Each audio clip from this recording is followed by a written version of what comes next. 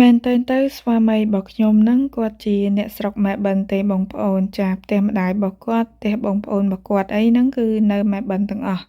ហើយខ្ញុំនិងគាត់បានជួបគ្នាហ្នឹងគឺជួបគ្នានៅស្រុកខ្មែរទេចាជួបគ្នាបានមួយរយៈ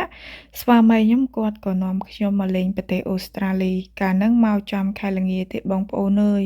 មានអារម្មណ៍ថាល្ងាខ្លាំងមែនទែនពេលដែលខ្ញុំចុះពីពលានយន្តហោះមក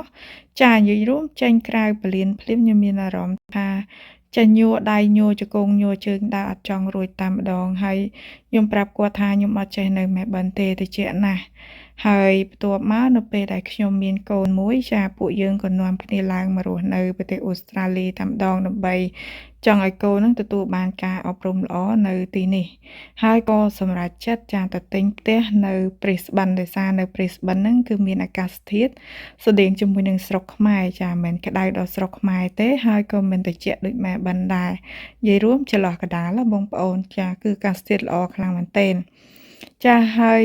ម្យ៉ាងវិញទៀតអ្វីដែលគាត់បារម្ភខ្លាំងជាងគេគឺខ្លាចខ្ញុំអត់ចេះនៅប្រទេសអូស្ត្រាលីរត់ចោលគាត់ទៅស្រុកខ្មែរអញ្ចឹងគាត់ក៏ទៅទិញផ្ទះនៅចាម្ដុំដូចថាចិត្តសាលារៀនចិត្តផ្សារចិត្តអីចិត្ត